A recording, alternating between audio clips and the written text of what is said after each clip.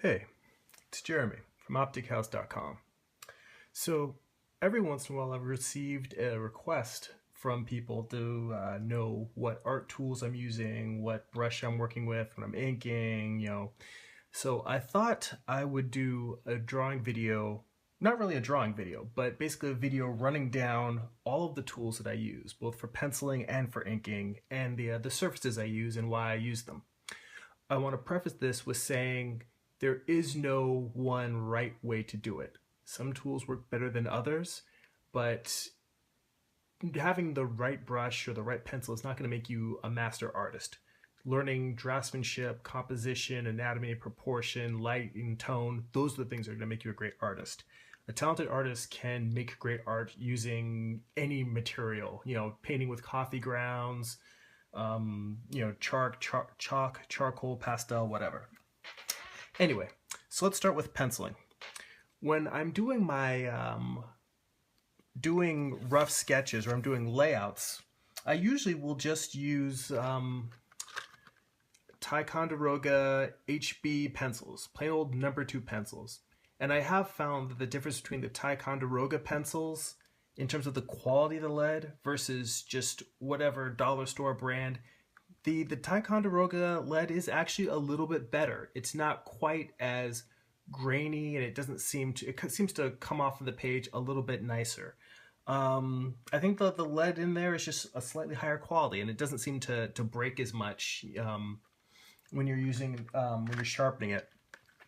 I also tend to use lead holders or pencil extenders. Basically, it's just a little metal handle that allows you to take that little nub that when your pencil starts getting low, and you just stick it in the end of the holder, and now you've got a nice pencil length handle, so you can use this thing all the way down to the nub.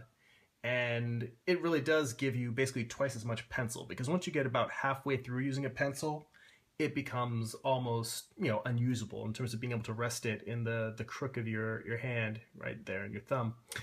So I use lead holders for these, and I use #2 pencils, and then I also use red colored pencils.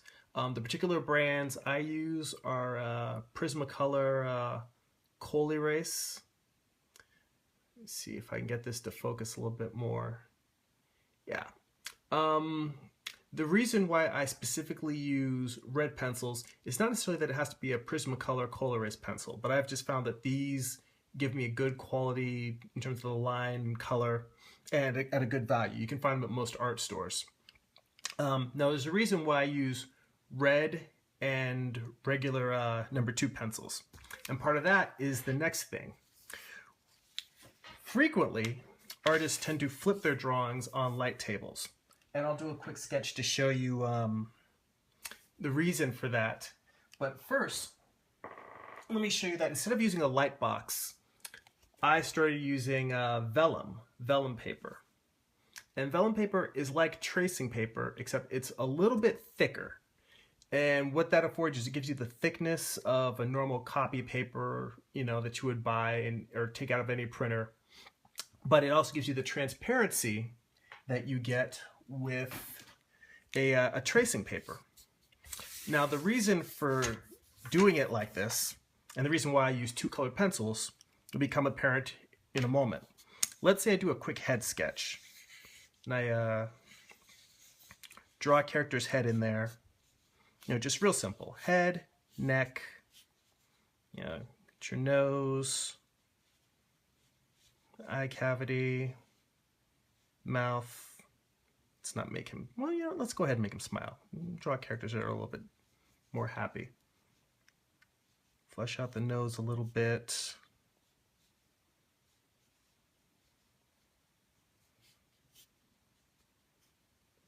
Bring this chin in a little bit.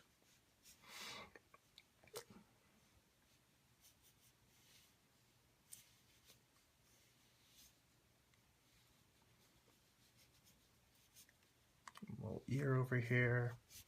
You know what? Screw it. Why not? Let's make him Happy Batman. That just seems like a weird thing to do, but I like doing weird things. So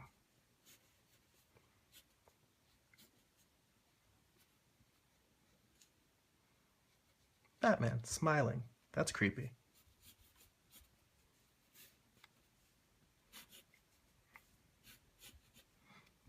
Well, in that case, you're not really going to see his ear, but it's neither here nor there. Because he's Batman, let's bring the chin back a little bit, make it a little bit broader. Give him a bigger chin up front. Now, the reason why I'm drawing this in red pencil is because of the flipping of the drawing. Now, when you do a drawing, there's a trick that, you know, old masters have used for ages, where they look at their drawings in a mirror, because when you see the reflected mirror image, you'll see all sorts of mistakes that you didn't realize you were making. I mean, we all have these certain things. You know, the artists, there are some who just naturally have really good perception and proportion, but for most of us, we have to work at it, and we still have to check it to make sure we're not doing it wrong. My friend Carl Altstetter spent ages just beating me over the head over and over again, saying, you got to start flipping your drawings. You got to start flipping your drawings. So when I draw it in this red pencil, now, normally if I were drawing with just regular paper, I would put it on a light box, I would flip the drawing over, and I could look at the mirror image of it, and I'd go, oh, wow, that looks horrible. It needs to be fixed. Now, I actually still own a light box, and occasionally I will still break it out. But after using it for many years, it started hurting my eyes, so I just said, I gotta find an alternative. Turns out, tracing paper, real good alternative. Doesn't hurt your eyes. However, tracing paper is a little bit too thin, tears too easily, hence me using vellum. So now I can see the drawing on this side, and the reason why I specifically use red pencil, some artists will use blue pencil or some other color. Blue pencil is a little bit too light for my eyes. Just for me, visually, it's easier for me to see the red pencil. Some artists will use blue, will use purple. It's personal choice, personal preference. But I want to use a color that's different than what I'm going to use to make the corrections. So let's say I look at this and I say, oh, the back of his skull isn't going back far enough. I might go in and add a little bit more to the back of his skull, round it out some. And say, look, I say, oh, hang on, his chin doesn't quite line up with the base of his nose. So I'll come in, pull the nose this side out a little bit more, pull the tip down of the cowl, have this come out of the center, put a little bit more space between the eyes, have this eye start a little bit further over, pull this eye in a little bit more. Now, basically, I'm just looking at the drawing underneath that's in red, and I'm just making corrections. I'm looking at it and saying, what looks wrong to me? And I'm fixing it. And that's another thing that just takes time and experience of doing a lot of drawings to be able to look at it and say, oh, it's one thing to just look at your drawing and not like it. Most artists are really super critical, and that's not necessarily a bad thing because it keeps you working to improve.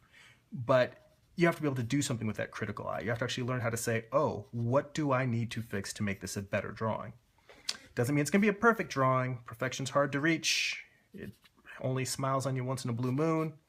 But if you can look at it and say, what is fundamentally wrong with this drawing, you may not necessarily do a drawing that's, you know, going to go in an art gallery and it's going to be magic. But if you can at least get it in proportion, that's that's the main thing.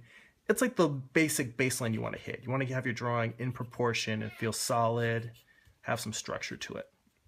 So that is the reason both why I use vellum for doing my rough sketches and why I use the different colored pencils. Because if I were to just do my original underdrawing in a regular #2 pencil, then I wouldn't be able to tell the difference between the correction lines and the lines from the original sketch. So it doesn't really matter what color you use. If you're going to try this approach, I would definitely recommend, honestly, whether you're doing it on a light box or whether you're doing it with vellum, I would definitely recommend using 2 different colors. You know, it just makes it easier to see what you're doing and what you're changing. So here's my little weird smiley Batman.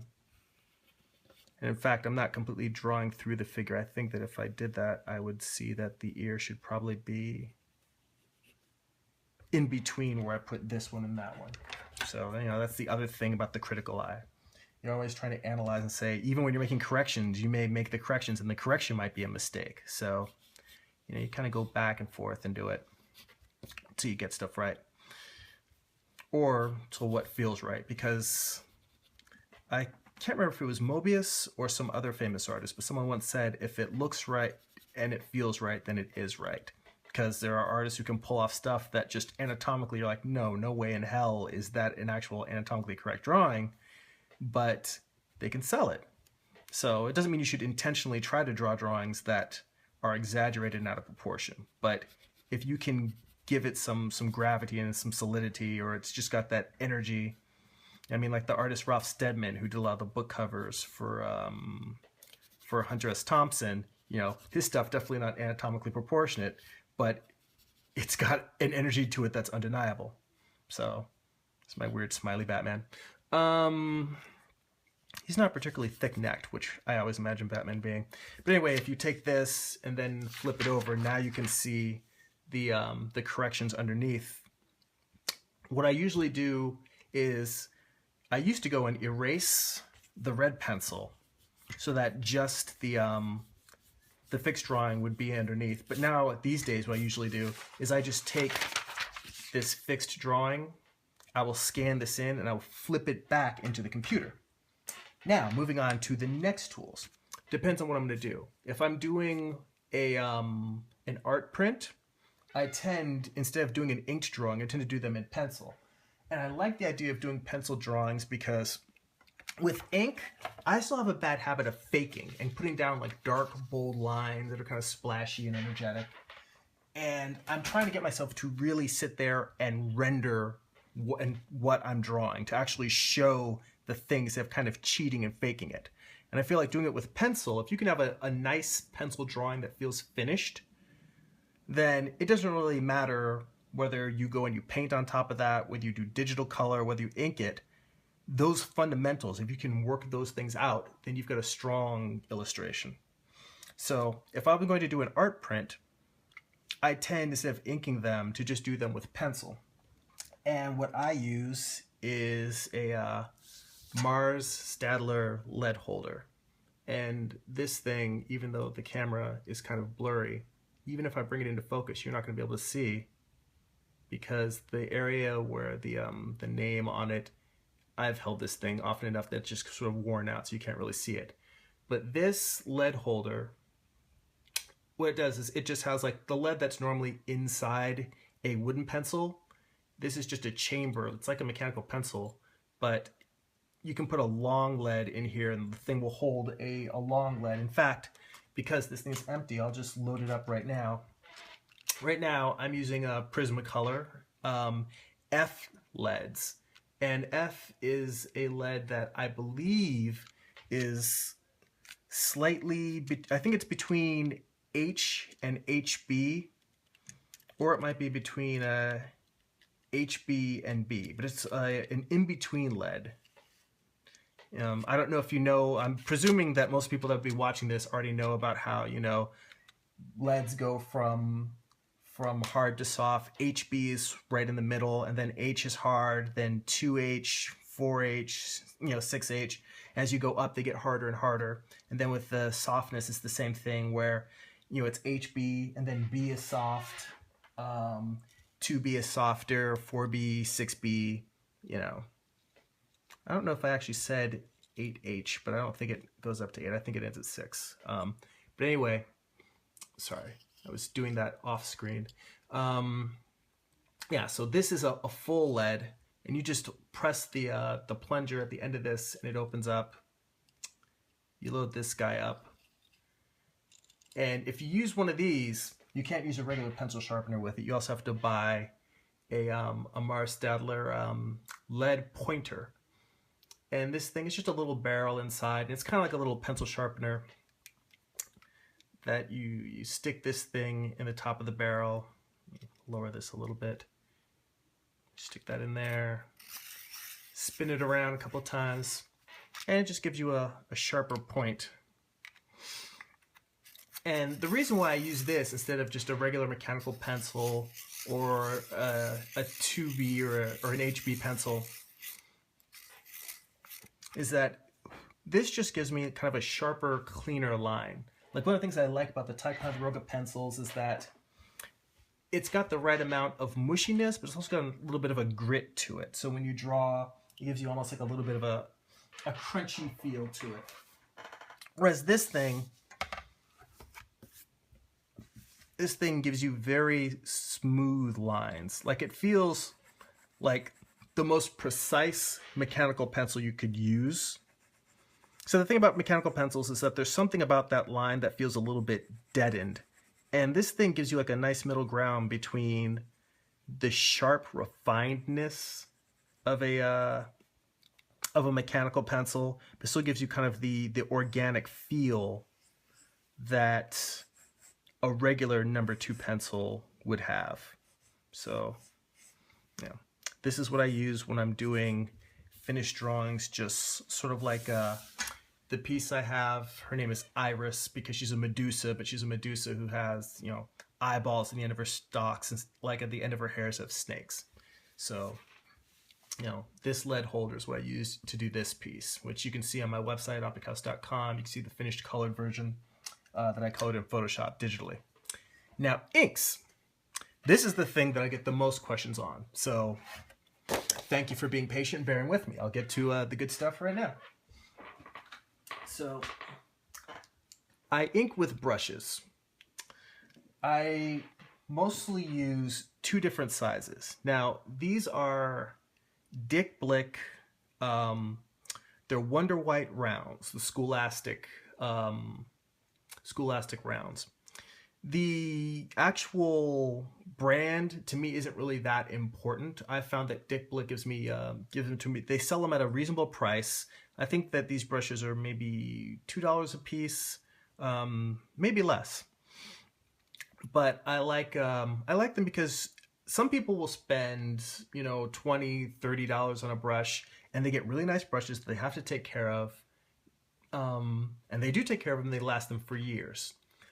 I decided to try a different approach because I'm not necessarily always that great at taking care of my tools. I'm not proud of that. I wish I were better at it, but I'm not. So what I decided instead was to try using cheap brushes, and I just use them the same way that you would use a metal nib. The thing about metal nibs is that it takes a while to break them in and get the right amount of flexibility out of them, but once you've been using them for a while, after a certain number of pages, they lose their flexibility, and then they won't really give you any ink. They won't make a good line anymore. So I just use cheap brushes, and I'll just use it for a half an issue. I'll use it for 10 or 12 pages, and then when it starts to fray, I just toss it and grab another one. So to me, because they're cheap, it isn't really that big a deal to discard them when I'm done. And I will grab a piece of paper around here. This is a panel from issue 4 of Morningstar. The book is already done, but I just print out a panel large to kind of show you. The reason why I use 2 different brushes, I also have a slightly larger number 4 brush.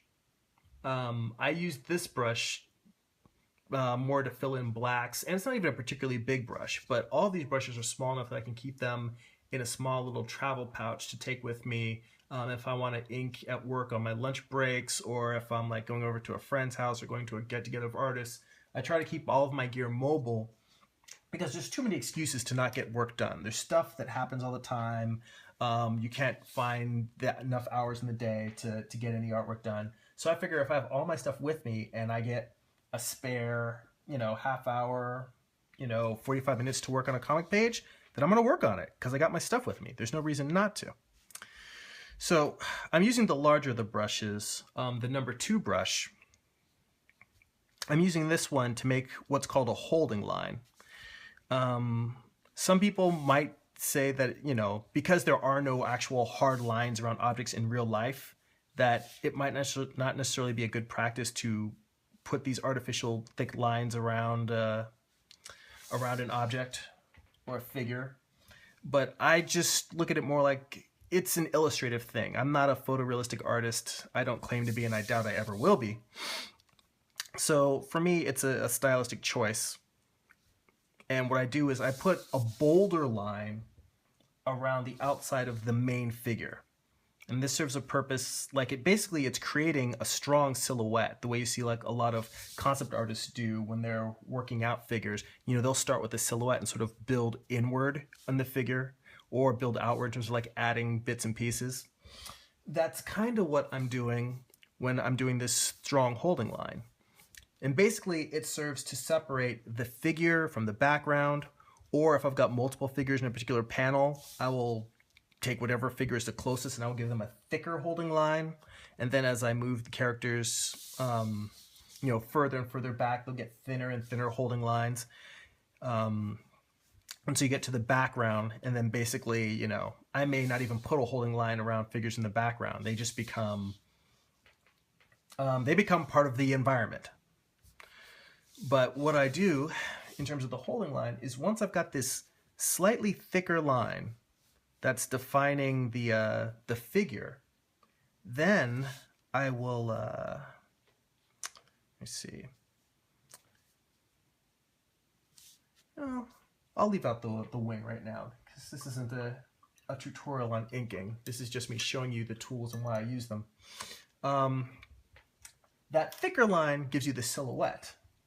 And then this thinner brush, I go in and I actually paint the features. A thinner brush will allow me to get a little bit more detail. You do have to be a little bit careful. Like most inkers really do try to work just, instead of working figure to figure, they'll work from left to right and top to bottom to make sure they don't smear the page as they go. For me, what I do instead is, if there's an area that I think that I might smear, I'll jump around the page a little bit. If there's an area that seems like it's a little wet, then I will come back to that area and ink on it later.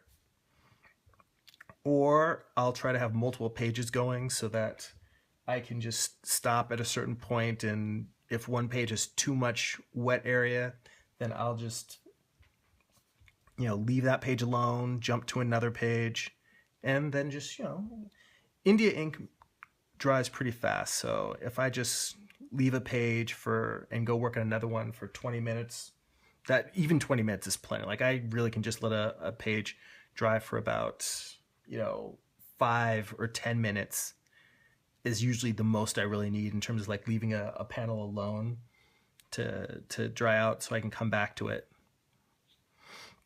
So yeah, and using this smaller brush,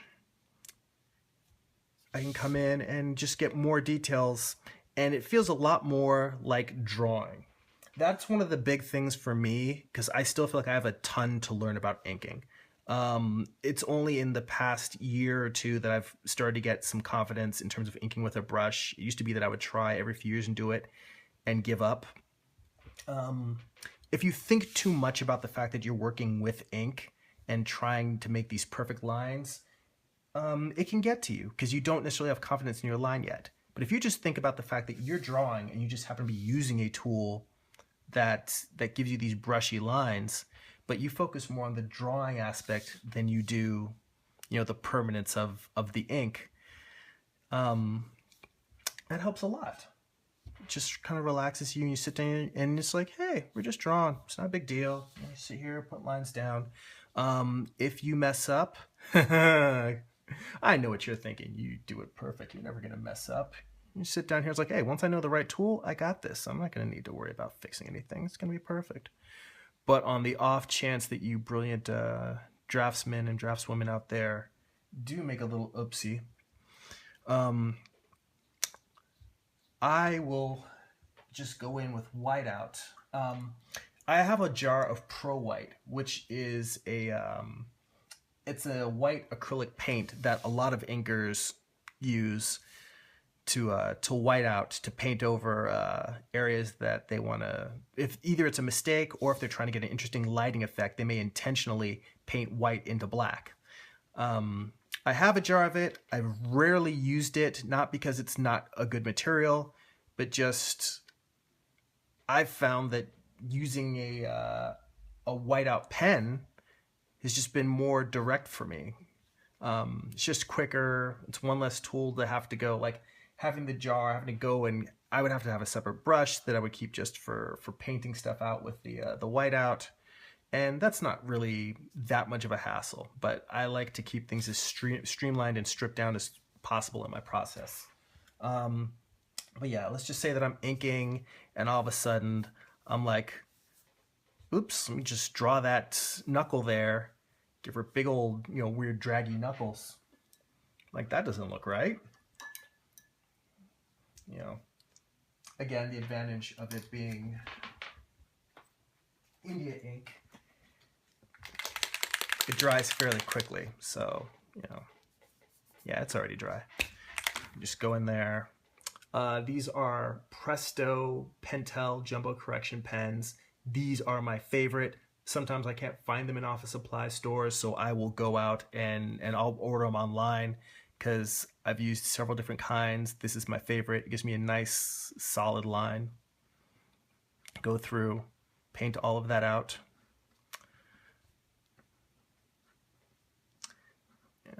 And then with this, it actually does take, a few minutes to dry. So for that, I would definitely leave it alone, sit it aside, let it dry, and then come back to it. But you can see the difference between the thicker line around the outside of the figure, and then the lines on the inside are thinner. Now, a really experienced inker can get a wide variety of thick and thin from one brush. I'm not super experienced. I'm still learning. It makes it easier for me to simply just use a large brush for things that I want to have a large outline, a thin brush for things I want to have a thin outline. It's just that simple, finding tools that make your job easier. It's not going to make me a better artist, but it is important to know what it is you're trying to achieve and why you're doing it. So I have a reason for when I use thick lines in some areas, thin lines in others. And before I move on to some of my other inking tools, I want to mention for people that have trouble inking, one thing that made a big deal for me and helped a lot is doing my thumbnails in ink. Now, those layouts I showed you earlier on vellum is what I'm trying to do, tighten up a finished piece. But when I first start working on a comic, I do thumbnails, which are really just pages of little doodles of just the image that I want to have on the page. And I may do several versions of the same panel before I find an angle that I like. And along with these thumbnails, I'll make notes in them. Some of them are notes that actually describe what the images that I drew, because I can decipher most of these sketches, but sometimes there really are just little scratchy blocks and squares and circles, and I want to be able to figure out what they are. So I make notes to myself. I make notes of places where I want to use speed lines. I number the panels and the page that it's on. It's almost like I make like a weird little Rubik's Cube or Tetris game of myself where I make all these thumbnails and I piece together a rough sketch of what the entire issue is going to be. And then I come back and I'll do my proper formal layouts for comics. One of the things that helped me is I used to just use Sharpies to draw these, the super fine line Sharpies, or just ballpoint pen. I switched to doing it in brush simply for the act of having to doodle with a brush, because having the tool in your hand and using it, the more you use it, the more comfortable it's going to become, the more you will be able to get lines out of it that you're trying to get out of it. It was really just a tool to increase my comfort with the brush. So if you don't feel like you have a lot of control with it, stop trying to make beautiful finished drawings, because when you're doing thumbnails anyway, that's the beauty of the drawing is not the point. The point is to describe the idea and to convey it. It's just a sketching tool. A lot of artists' thumbnails are just pure scribbles. Go ahead and scribble, but scribble with a brush. You'll get more comfortable using the tool. And in addition, I write a lot when I do my thumbnails. Some of it are notes of actual dialogue that goes with specific panels that I've numbered. Some of it are just descriptions and notes of what I want to have the characters doing. I may decide I want to have this action move from left to right instead of right to left. Continuity notes. But actually writing with a brush, lettering, really, if you want to look at it that way, even though I don't letter my finished comics by hand, by brush, I letter them digitally. But when I'm making all these notes, writing with a brush is one of the best things to increase your facility with the brush. So those are things that will help you if you're new to working with a brush and you're having trouble with it. For the longest time, I wasn't able to do it, and I started inking with brush pens doing comic convention sketches. And at a certain point, the light bulb went off in my head. I'm all, hey, brush pen is just, you know, really, it's just like using a brush. It just has an ink supply. And I realized, why don't I just start, instead of trying to use big, thick brushes, just buy some brushes that are the size of a brush pen. So most of the stuff that I use, you can find all of it at Dick Blick art stores, or at their website, dickblick.com, or I think it might be blickart.com. I can't remember, but if you Google Dick Blick, you'll find it. Also, for inking, I still use Sakura microns. These are a standby. Most comic artists, comicers love these. I keep an assortment laying around. The number 3 and the number 8 have been my go-tos recently. It used to be a 05, but now I've got a double 05, which is like a really small, fine one for doing super detailed stuff. I use these really just for backgrounds, and particularly buildings, anything that's a non-organic form, because I'll do landscapes. Those I'll still use with a small brush. But for these, if I'm drawing a building or a wagon, a car, a plane, anything that's a mechanical hard edge thing, I'll still use these. Occasionally, I experiment with inking mechanical forms with a brush, because I do think that there are artists who make it look really good. I don't feel like it looks particularly good when I do it, which is why I go back and forth.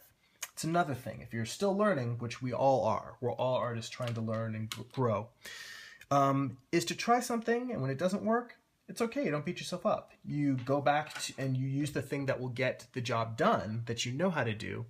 Then you come back another while and you take it maybe a few weeks later, a few months later, next art piece, you give it a try, and you take a different approach. You think about what you did wrong and how can I improve on that.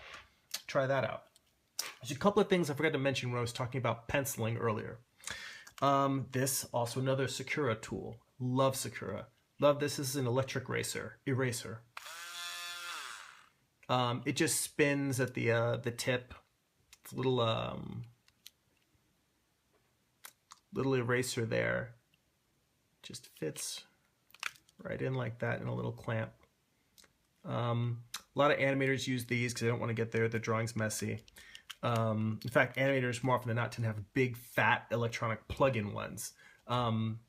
But this thing just allows you to get a very precise erasure, because it's like a little, pencil tip, basically. So you can get in there and get, like, let's say you just want to get an eye, and you just want to remove that eye and redraw. You can do it without smearing the whole face. So this, really great handy tool. I was also going to show you, when I was talking about drawing on vellum and doing my roughs, these are my formal layouts for a comic page. Now, I'm not going to erase these, but the red that you can see here on top is the original rough I did of a gunfight. Michael and a bunch of angels are fighting these demons or chacking wagons. So I would draw this whole page out in red pencil and make some little notes to me, make some notes to myself. Sometimes I'll think of like revisions to the dialogue, because I've scribbled all over this. You can't see it, but there are actually word balloons in here that are placed. I tend to spot my balloons before I do my layouts. That way I can kind of work drawing around the dialogue, or I may decide I want to shift stuff. Then on the other side, I'll do corrections. Basically what I showed you with that one small vellum drawing that I did before. I'll go in, redraw them in, add a lot of detail. Sometimes I'll go in and I'll actually, do some shading. Sometimes I will just go in and make indications of what direction a light source is going to come from. So sometimes they're very simple, thin, open line drawings. Sometimes they're more fully rendered. This particular page has a lot of action going on, and I was trying to, it's like a swarm of monsters attacking these guys. They're having a big gunfight with them. So I wanted to work out the detail, but not have it just be scribbles. So that's why this one is probably more detailed than some of my other layouts. But, you know, then when you look at people that are background figures, a guy who's just running and screaming, he's just faceless. He's not really important. He's not one of the main characters. He's just a guy who's running from an explosion. So depends on what figure I'm drawing, how much detail I get into it. So that covers the tools I use for penciling. That covers the tools that I use for inking. One final thing on inks. This is a very old bottle of Higgins Black Magic ink. I continue to use these bottles because I like the fact that they've got this narrow neck beyond the base, so it seems like you're a little bit less likely to knock them over and spill, and if you do knock them over, not all of the contents will come pouring out. I keep this around and I just refill it now. I use some Speedball ink. It's just some Speedball India ink. Super black India ink. Again, it's another thing I pick up at Dick Blick, and I just refill the Higgins bottle with this ink. Some inkers are very particular about their inks, and they don't necessarily use a particular brand. What they may do is they may take a little bit of Pelican super black ink, a little bit of Speedball, a little bit of Higgins, and they may actually have like how many teaspoons of this or how much of that, and they will measure out the exact amount that they want. And then maybe leave it out for 4 hours, 6 hours to thicken to the right consistency.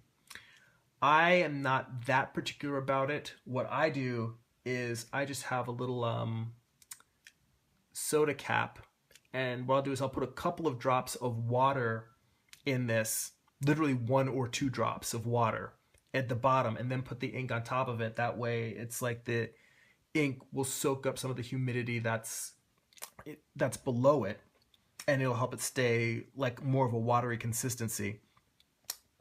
Now, even though I don't do, making a very formulaic approach to getting my ink the right consistency that some inkers do, I understand why they do it.